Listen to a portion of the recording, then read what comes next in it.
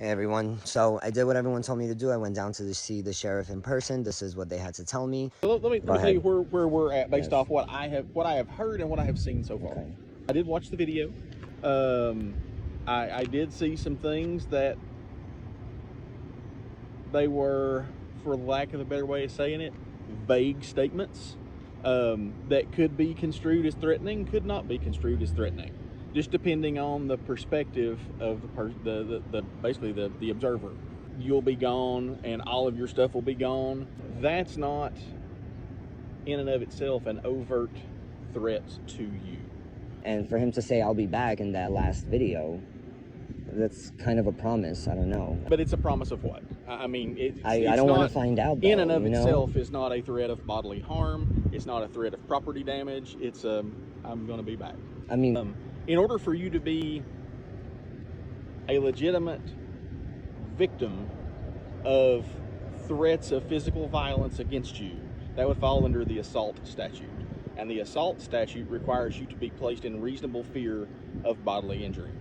Okay? Especially after continuing to engage with him, and according to the officer who was there, you also had apparently escorted him onto the property and had showed him your dogs or something. I don't remember exactly what the story was.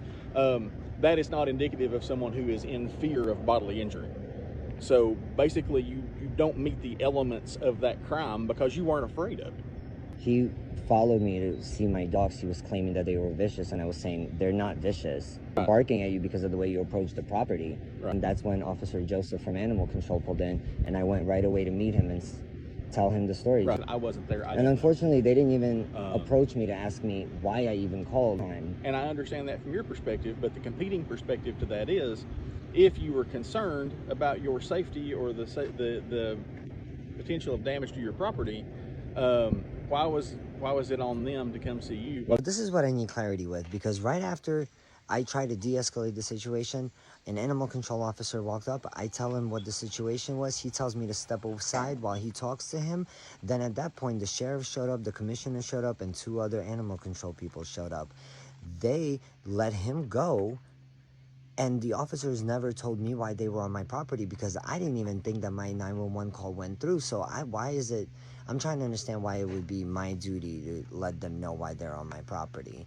And they never did let me know why they were on my property to this day. To be clear, my dogs don't roam the neighborhood or anything like that. They're just mad because I'm running a rescue, and they don't like that because it doesn't fit into their happy narrative.